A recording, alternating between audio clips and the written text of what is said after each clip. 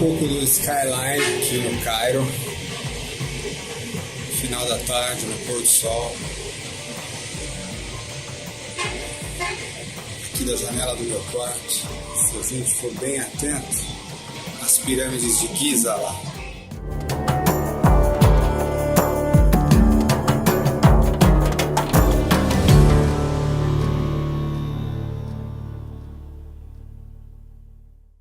Olá, eu sou Nicolai Cursino, professor internacional de Enneagrama e de Estudos da Consciência e Desenvolvimento Humano, e hoje eu estou aqui falando para vocês diretamente do Cairo, no Egito, onde nós acabamos de completar a Conferência Internacional de Enneagrama, na qual eu fui um dos palestrantes, apresentei um trabalho sobre energia, envolvendo os arquétipos e as frequências vibratórias desses 9 pontos. E hoje eu estou aqui para falar um pouquinho para vocês sobre algumas informações extremamente atualizadas, extremamente sagradas e que com certeza boa parte da humanidade, no que diz respeito à organização dessa história, ainda não teve acesso. É um grande presente para nós que acompanhamos o caminho do Enneagrama e o caminho e as origens desse conhecimento sagrado, dessa sabedoria, desse fluxo, desse rio que parece vir e tudo aponta para milhares e milhares de anos antes de nós. Uma das coisas importantes para se dizer é que não há como não conectar o Enneagrama a esse fluxo dessa sabedoria antiga que parece remontar a tempos imemoriáveis. Eu estive aqui já nas pirâmides, estive em uma série de lugares, estou prestes a iniciar amanhã uma expedição de 21 dias por esses lugares sagrados. Em cada ponto do planeta que eu toco, e vejo as catedrais, as pirâmides, os templos, as meditações, os trabalhos, eu sempre reflito sobre como o homem, e talvez muito antes do homem, sempre teve em busca dessa luz, dessa iluminação, desse desenvolvimento, desse contato com essas qualidades divinas que parecem que existem por aí. E como sempre houve um rio, uma sabedoria subterrânea que sempre esteve aqui e de alguma forma ela emergiu nas diferentes tradições, nas diferentes religiões, mas que parecem apontar todas para um mesmo lugar. E quase todas elas, pelo menos no que se refere ao conhecimento sagrado colocado no Enneagrama, repontam e apontam para o Antigo Egito. E aqui nas palavras do próprio Gurdjieff, um dos grandes mestres do Enneagrama, quando cotado por Ouspensky, Gurdjieff dizia que o Enneagrama aponta para a sua origem no Egito antes do Egito. O que o Gurdjieff queria dizer com Egito antes do Egito? Ele dizia que nesta terra na qual eu estou aqui hoje, existia uma civilização antes mesmo da civilização como a gente conhece dos faraós há 3, 4 mil anos antes de Cristo. Gurdjieff apontava porque ele chamava de Egito antes do Egito para algo em torno de 10 mil anos ou mais, talvez.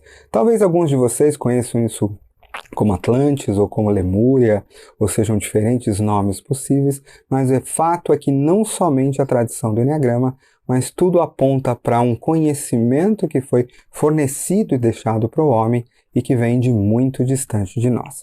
Mas apontando para o Enneagrama agora, a história do Enneagrama, pelo menos no que se é conhecido agora, e muito do que eu vou falar para vocês, é importante colocar os créditos, é muito atualizado aqui no ano de 2022, do ponto de vista mundial, e tem muita base nas pesquisas mais recentes da Beatrice Chestnut, do Russ Hudson, que todos os anos se dedica a essa pesquisa profundamente. Também os contatos com algumas pesquisas feitas pela Helen Palmer, que eu tive alguns anos atrás, e outras sabedorias que fluem para cá. Então tudo aponta, quando a gente volta lá para trás, para Hermes Trismegisto. Hermes Trismegisto, como se diz, ninguém nunca sabe se foi exatamente uma pessoa. Alguns vão dizer que talvez ele tenha sido Imhotep, o primeiro arquiteto que existiu aqui no Egito, que ajudou na criação de Saqqara. Outros vão dizer que talvez ele seja o próprio profeta Enoque, que está nas escrituras antigas judaicas. Outros vão dizer que talvez ele nunca tenha sido um indivíduo, mas sim uma compilação de conhecimentos ou uma energia, o que quer que seja, e que a Tábua das Esmeraldas tenha vindo daí. A história que se conta muitas vezes pelos gregos é de Hermes Trismegistus, 3 vezes grande, pelo reconhecimento que a sabedoria grega teve ao tocar o Egito pela primeira vez. E eu vou falar um pouquinho como esse fluxo de conhecimento foi parar deste lugar e deste espaço, dessa sabedoria hermética, dessa sabedoria que parece vir influenciando a humanidade desde os tempos que nós nos conhecemos. Segundo as pesquisas do Eneagrama mais recentes, isso parece apontar na linha do tempo para o profeta Zoroastro, que é alguém que vem depois e começa a colocar a mesma linha de sabedoria. Isso segue em seguida para Moisés, e muitas do que está no Antigo Testamento parece apontar para a mesma sabedoria hermética, e em seguida a gente segue então para a Cabala. E a Cabala, como um sistema místico de conhecimento, podemos dizer, de sabedoria gnóstica transcendental, vinda do judaísmo, a Cabala traz a árvore da vida. E para quem já estudou suficientemente Eneagrama, sabe muito bem, lá nas palavras de Oscar Ichaço, milênios depois, Oscar Ichaço, que é o verdadeiro pai, se é que assim se pode dizer, do Eneagrama das personalidades, ele aponta para a Cabala como um dos seus estudos, entre muitos outros. Eu vou falar sobre o Ichaço num próximo vídeo em detalhes. Ele aponta para a Cabala como uma parte do conhecimento importante das Séfiras, das 9 Séfiras, da onde ele tira os pontos exatos, aonde ele, por um trabalho de intuição, o Oscar Ichaço diz que isso foi uma revelação que foi colocada para ele. Ele consegue colocar os pontos, as paixões que foram criadas lá pelos padres do deserto. Criadas não, porque tudo isso aponta para essa sabedoria antiga, mas sistematizadas numa era mais moderna, aí século II, III depois de Cristo, e o Ichaço vai apontar para tudo isso. Da Cabala, isso é muito importante dizer, o ponto dessa história é onde os gregos têm o contato com os egípcios. E os grandes gregos da sabedoria, a gente vai falar primeiro de Pitágoras, de Sócrates, de Aristóteles, de Platão, todos eles apontam para a sabedoria egípcia. Todos eles, em algum momento, vão dizer que a fonte dos seus grandes conhecimentos aponta para algo que estavam nas areias desses desertos e que vinha fluindo de uma civilização muito, muito, muito mais antiga. Gurdjieff afirmava, por exemplo, que o cristianismo não foi criado por Cristo, mas sim milhares de anos antes da vinda do Cristo conhecido. Já existia esse Egito antes do Egito, essa pré-civilização que era baseada nos mesmos princípios cristãos.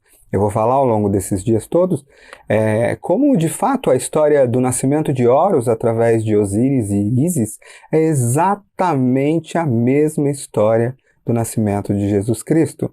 E como, de fato, quando você estuda o cristianismo, você vai ver que, na verdade, ele reflete a mesma história que já era contada no Egito muitos séculos antes. Talvez seja por isso que muitos vão falar que durante os anos perdidos de Jesus Cristo, que as suas meditações e as suas aprendizagens talvez tenham acontecido diretamente aqui, bebendo da fonte sagrada e secreta desta sabedoria antes do Egito ter sido criado como ele é hoje. Sabedoria essa que vem sendo transmitida nas escolas iniciáticas através dos tempos.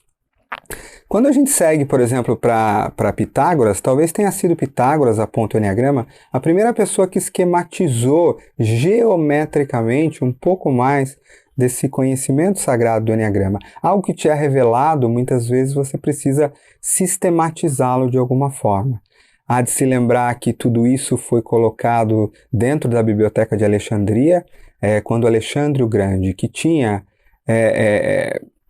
Aristóteles como o seu grande professor, e aí, portanto, aprende a ter toda essa reverência com a sabedoria egípcia, quando ele chega ao Egito e reconhece, tendo sabido dessa sabedoria ancestral, coloca então junto à Biblioteca de Alexandria o que era para ser a biblioteca com todo o conhecimento do universo conhecido, todo o conhecimento do universo, todos os livros do mundo. Essa era a grande missão dessa biblioteca aqui em Alexandria, no século III antes de Cristo. Vamos lembrar que boa parte dessa biblioteca foi destruída, queimada, perseguida durante os anos da Idade Média pela Igreja Católica, através dos processos de Inquisição. O quanto disso foi perdido e o quanto disso permaneceu escondido nessas escolas que estão aí até hoje, para aqueles que têm olhos para ver, ouvidos para ouvir,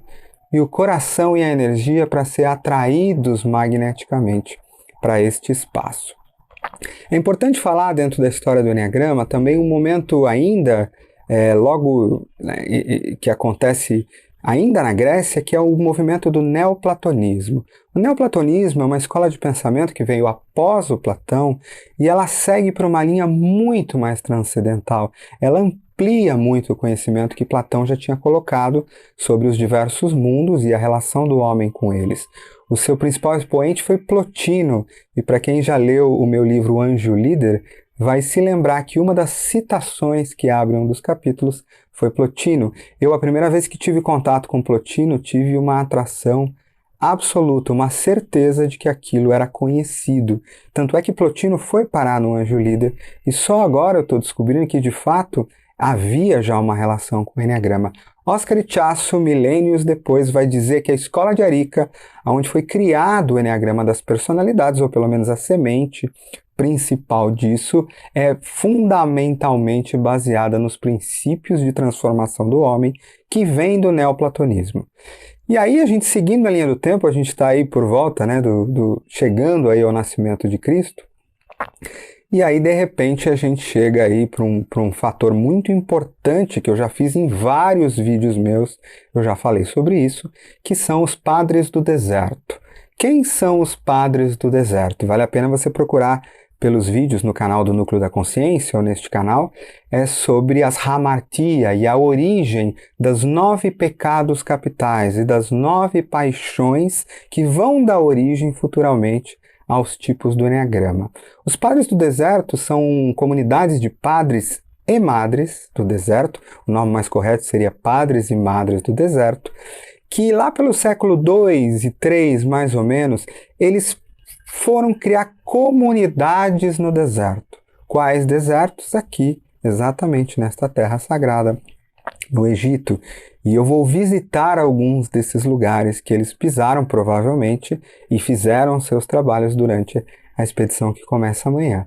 Os padres do deserto, eles dentro dessas comunidades, eles acreditavam que de forma isolada seria mais fácil eles estudarem o que os levava no caminho a Deus. E dentro desses estudos que eles faziam do refinamento do homem em direção a Deus, uma das coisas que eles sistematizaram foi: quais são as maneiras em que o homem se desvia de Deus? Então, isso foi chamado de hamartia, que vinha do grego errar o alvo de Deus. Isso deu origem ao nome dos pecados capitais. Então, vale sempre lembrar que a palavra pecado não tinha nada a ver com culpa ou com formas de autocrítica, mas sim como um desvio, um ensinamento de que se você fosse capaz de compreender em detalhes, estudando o teu corpo, o teu coração e a tua mente, o que te faz desviar de Deus, você seria capaz então de retornar a Deus.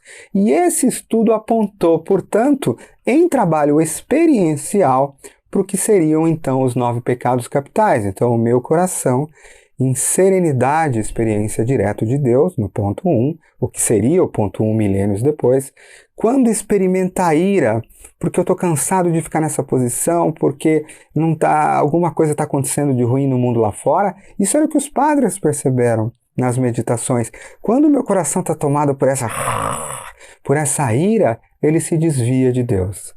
E dessa forma eles sistematizaram no coração, nos estudos experienciais do coração, as 9 formas de sofrimento específico aos quais o homem sozinho pode se colocar. Não se trata da sua natureza angelical, mas da sua natureza humana, tão sagrada quanto. O que milênios depois, Ichazo colocaria como no ponto 1, a ira do coração. No ponto 2, o orgulho, o coração inflado. Isso tem em detalhes em muitos dos meus vídeos. No 3, a vaidade no coração. No 4, a inveja. No 5, a avareza. No 6, o medo. No 7, a gula. No 8, a luxúria. e no 9 o que era a preguiça, e a gente sabe que hoje no Eneagrama moderno nós damos alguns nomes diferentes a essas paixões, isso eu também detalho nos outros vídeos. O importante é saber que para os padres do deserto, essas paixões eram 9 formas específicas de sofrimento do meu coração, de contração da energia vital, emocional, de densificação do coração, de fixação do coração humano, nas quais se eu as estivesse experimentando no coração e obviamente afetando a minha mente e o meu corpo, o que aconteceria é que eu estaria me distanciando de Deus. Percebe que aí tem uma raiz muito importante do que vai ser milênios depois o Eneagrama das personalidades. Esse estudo e esse trabalho das paixões em virtudes. É muito interessante lembrar que essa é a base, por exemplo, da aprendizagem que acontece no Nea Coaching espiritual, que é exatamente onde a gente modela algumas dessas práticas antigas, realizadas pelos padres do deserto, coloca isso dentro da conversão das paixões do coração nas virtudes de Deus, quais são as práticas, exercícios, modelos para que a gente consiga fazer isso. E essa sabedoria flui, de certa forma, até o momento agora dentro da nossa escola, aqui dentro dos processos e das formações do Nea Coaching. E o tempo vai passando, e o próximo contato no tempo que se é traqueado, aí vem o sufismo. Vale lembrar que o sufismo vai aparecer um milênio depois, talvez, o sufismo que é o braço místico, o braço transcendental, o braço de sabedoria do islamismo, que surge a partir do islamismo, que o islamismo que vai surgir séculos depois somente do cristianismo, e que é uma das 3 religiões abraâmicas, né? E podemos dizer que as 3 religiões abraâmicas, islamismo, cristianismo e judaísmo, têm a sua origem no mesmo ponto, o Egito antes do Egito. Esta civilização secreta que vem emanando esta sabedoria há muito tempo. Quando o sufismo toma o Eneagrama, e o Eneagrama Sufi de alguma forma surge, ele é incorporado então a todas as sabedorias existentes ligadas às egrégoras da religião islâmica, e o Eneagrama passa, portanto, a ser um instrumento, o Eneagrama Sufi como um instrumento do Eneagrama de processo, e é daí que Gurdjieff provavelmente vai beber sobre o Eneagrama de processo, o Eneagrama das estações espirituais sufis, e é exatamente assim que o tempo vai continuar. O Eneagrama aparece, tem pontos importantes novamente, ele ressurge na Renascença. Então, quando você olha para o Ocidente, você vai ver que nós estamos saltando de padres do deserto, de neoplatonismo, aí nos primeiros séculos cristãos, e vamos saltar até a Renascença, 1400, 1500, e é aí que de fato a humanidade tem uma explosão de luz e conhecimento de novo, quando a Era das Trevas termina no Ocidente, a Era da dominação, da Inquisição, e começam a surgir expoentes importantes conectados a esta sabedoria antiga, este fluxo que sempre esteve ali, perseguido pelo Estado, pelas religiões, se escondendo, esperando o momento certo para revelar um pouco mais da sua sabedoria a uma quantidade maior de pessoas. E é exatamente este momento que nós estamos vivendo agora, neste choque planetário. Estamos prontos a receber algumas revelações numa quantidade e clareza muito maior do que os nossos ancestrais tiveram aí nesses últimos séculos, de alguma forma. Quando isso segue, na Renascença a gente vai falar de um expoente muito importante, que é Dante Alighieri. Então, é sabido, sim, que você encontra na Divina Comédia, por exemplo, diagramas muito próximos ao que hoje a gente conhece como Eneagrama das personalidades. E é sabido também, por exemplo, quando a gente olha para o mundo do purgatório, do inferno e do céu, vamos dizer assim, no paraíso, como Dante dizia que o purgatório era um espaço onde você poderia se refinar até mesmo a chegar ao céu. Talvez o que os budistas vão chamar da samsara, a roda de encarnações, de purificação que a gente faz. E o inferno, um espaço onde você literalmente está fixado, onde você não sobe. E no purgatório era importante se arrepender, né? O que significa para nós na consciência, no trabalho de desenvolvimento humano, se arrepender. É cansar dos velhos padrões. É de fato se desgastar daquele automático do que eu era, do eu que eu era, e seguir, portanto, me abrindo para novas formas de existência. E esse era o caminho que, de alguma forma, me levaria em direção ao céu. Falando de Dante agora, eu acabei de me lembrar que eu pulei uma partezinha lá ligada à antiga Grécia, então vamos voltar alguns milênios lá, só para apontar mais uma parte importante, que é a Odisseia de Homero, essa que é uma das obras atemporais. É sabido também, dentro do mundo do Enneagrama, que a Odisseia de Homero é uma jornada do herói. A Odisseia de Homero é uma metáfora da realização do homem. E quando você segue no caminho que Homero faz em volta para casa, e os 9 desafios que ele enfrenta, iniciando do ponto 8, para o 7, para o 6, você vai ver exatamente que os desafios que ele enfrenta em cada uma das etapas são aqueles que nós enfrentamos até hoje dentro dos raios ou tipos do Enneagrama. De onde vem isso? Vem exatamente da mesma fonte. O Egito, antes do Egito, como Gurdjieff costumava dizer sobre isso. Então, voltando lá para a Renascença, há de se falar de uma outra figura muito interessante, a qual eu tenho uma relação quase mística, que é Athanasius Kircher. A primeira vez que eu ouvi falar de Athanasius Kircher foi num trabalho dentro de uma escola de mistérios antigos, há vários anos atrás, aonde num momento em de receber um patrono, um mentor, eu recebi esse nome, Athanasius Kircher, e eu não fazia a menor ideia de quem se tratava naquele momento. E depois eu fui pesquisar um pouco e percebi que ele tinha uma característica muito interessante, que ele era um estudioso extremamente científico, um catedrático escolar, e também, ao mesmo tempo, estudava as ciências místicas com o mesmo afinco. Ele era, portanto, um alquimista, um metafísico, um engenheiro, um matemático, e misturava tudo isso nele. E talvez seja por isso que aquelas escolas tenham me dito que tenho vindo, né, intuitivamente, que esse seria um mentor, porque é exatamente como eu gosto de me identificar, alguém que passeia por tudo isso. Qual não foi a minha surpresa, porque esse não é um personagem tão conhecido assim, embora seja visto como o último grande nome da Renascença, que eu, ao descobrir que as pesquisas mais recentes do Enneagrama apontam Athanasius Kircher também como alguém que teve contato não só como todos estes, com o trabalho vindo através de Hermes Trismegisto, mas também com esta sabedoria que parece fluir ao Enneagrama de alguma forma. Com certeza há muito mais entre o céu e a terra do que imagina a nossa vã filosofia, como diria Shakespeare, muitos e muitos anos depois. Shakespeare que muitos dizem também ter tocado nos conhecimentos dessas mesmas fontes. Mas essa já é uma outra história.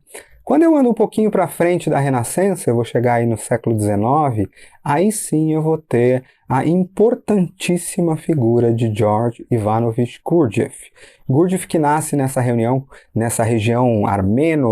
um armeno-turco de raízes católicas ortodoxas, que conviveu no mesmo período que Madame Blavatsky cria todo o movimento Leadbeater, todo o movimento na Rússia que envolve o trabalho místico que acontece. Gurdjieff é, portanto, uma figura extremamente conhecida no Enneagrama, porque é Gurdjieff quem toca aonde ele mesmo diz em seu livro O Encontro com Homens Notáveis, e quem pode assistir, talvez no YouTube mesmo, o filme Encontro com Homens Notáveis, onde Gurdjieff conta lá no finalzinho do filme, após passar por aqui, por este espaço no Egito, por exemplo, como ele tem o contato com o Enneagrama, numa comunidade que ele costumava chamar de Sarmung. Aqui no Oriente, muitos dizem que ela aconteceu, existiu ou existe até hoje em algum lugar aqui próximo a esta terra. É em Sarmung que Gurdjieff vai ter, portanto, esse contato com o Enneagrama, e ele vai dizer que é através dessa comunidade. Muitos vão dizer que essa, portanto, vem através da linhagem Sufi, outros vão dizer que vem através de outras linhagens, mas é Gurdjieff quem leva o sistema do Enneagrama para o Ocidente novamente, quando ele estabelece a sua escola de trabalhos iniciáticos de desenvolvimento harmônico do homem, a Seekers After Truth, em Paris, e aí a gente já está falando do século XX, e depois esse conhecimento vai para outros lugares. É importante dizer que Gurdjieff nunca conheceu ou nunca falou sobre um enneagrama de personalidades. O enneagrama para Gurdjieff vem num contexto de um símbolo esotérico que compreendia as 3 leis universais, a lei do 1, a lei do 3 e a lei do 7. Enneagrama esse e leis essas que eu falo em diversos vídeos meus, seja no canal do Núcleo da Consciência ou aqui neste canal.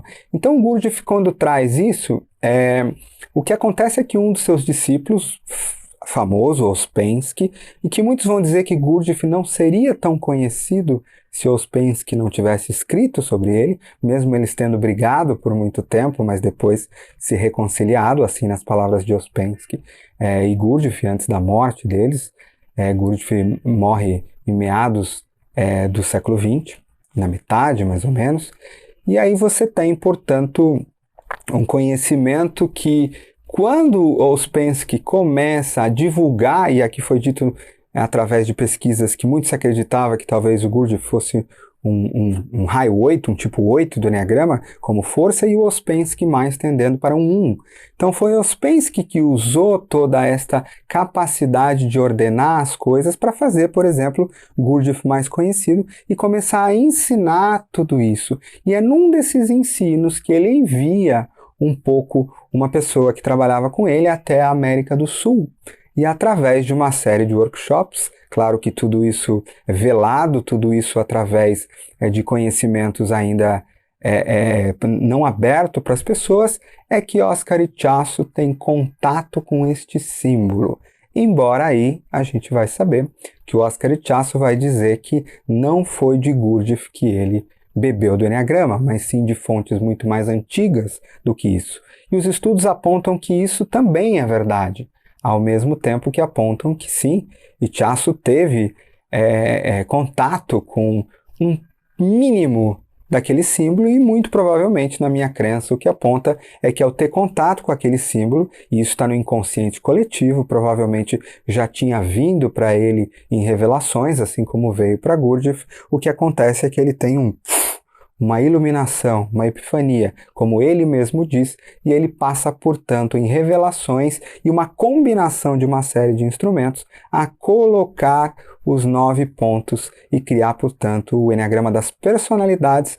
E aí é uma história que a gente começa no próximo vídeo, porque no próximo vídeo eu vou falar um pouco de histórias que ainda não haviam sido contadas do trabalho de Oscar Ichaço, e ele como verdadeiro pai do Enneagrama das personalidades, e como isso fluiu de alguma forma através de Cláudio Naranjo, e fluiu de alguma forma abrindo-se, portanto, numa divisão a partir daí, que acontece entre os trabalhos, por um lado, de Helen Palmer, que publica o livro Enneagrama, e de um outro lado, de Dom Riso, e que imediatamente seguem com os trabalhos de Ross Hudson. E esses seriam, aí pelo lado mais católico, que vai dos ensinamentos que foram dados pelo próprio Ichaço para os católicos. E acontece também um pouco dos trabalhos de Naranjo tocam nisso. Isso fica para o próximo vídeo. Eu espero que vocês tenham gostado um pouco dessa história. Eu posso dizer para vocês, há 15 anos atrás, já viajando, a minha primeira conferência de Enneagrama foi nos Estados Unidos em 2007. Pouco se sabia sobre essa história. Falava-se, apontava-se para Alexandria, para os padres do deserto, para Gurdjieff, para Ichaço, mas o que está sendo dito nesse vídeo, com certeza ainda não foi revelado na língua portuguesa, e espero que vocês façam bom uso disso. Claro que é importante dizer, e mais uma vez sempre dar os créditos para as pesquisas recentes da Beatrice Chestnut, para o trabalho de Ross Hudson, que há muitos anos, junto com um dos egiptólogos místicos mais famosos que existe, John Anthony West, vocês podem procurar por ele, juntos têm conduzido expedições aqui no Egito em busca desse conhecimento sagrado. E é uma honra dizer que a partir de amanhã eu estou numa dessas expedições, a convite, alguns anos atrás, e muito há de se revelar e de se colocar aqui. Eu acho que a grande questão nessa história, para que a gente também tenha clareza de onde tudo isso veio, é se apontar para esse sistema milenar que é o Enneagrama, não um sistema de tipos de personalidades. Entenda que até mesmo na escola de Arica, e é isso que eu vou falar no próximo vídeo também, o Enneagrama como Ichaço criou não representava nem 5% dos ensinamentos de transformação do homem que haviam na escola de Arica. Estamos falando aqui de uma sabedoria muito maior, cujo Enneagrama se mostra como um dos instrumentos de refinamento da alma humana, refinamento do coração, da mente e do corpo. E é com o coração muito pleno de alegria que eu consigo hoje reconhecer de que essas visões que vieram há 10, 12 anos atrás, quando o Enneacoaching Brasil começa a ser criado, e das quais muitas vezes eu mesmo duvidei, porque elas não representavam as linhas de Enneagrama da época, elas estavam absolutamente alinhadas com a grande fonte. E que sempre foi este sistema de desenvolvimento harmonioso do homem, como Gurdjieff costumava chamar, e que muito ainda tem para nós. Nós nem começamos a entender o que ainda vai se revelar para a gente. Um grande beijo, eu sou Nicolai Cursino, vocês podem me acompanhar no canal Instagram, @Nicolai Cursino, e também aqui nos vídeos do YouTube, no canal Nicolai Cursino, e também no canal do Núcleo da Consciência, para uma série de vídeos sobre o desenvolvimento da consciência humana e sobre o Enneagrama. Lembre de acompanhar essa série Enneacoaching no Egito. Esse é só o terceiro vídeo de 27 vídeos que serão feitos ao longo dessa expedição mágica que vai acontecer aí. Um grande beijo, com muito carinho,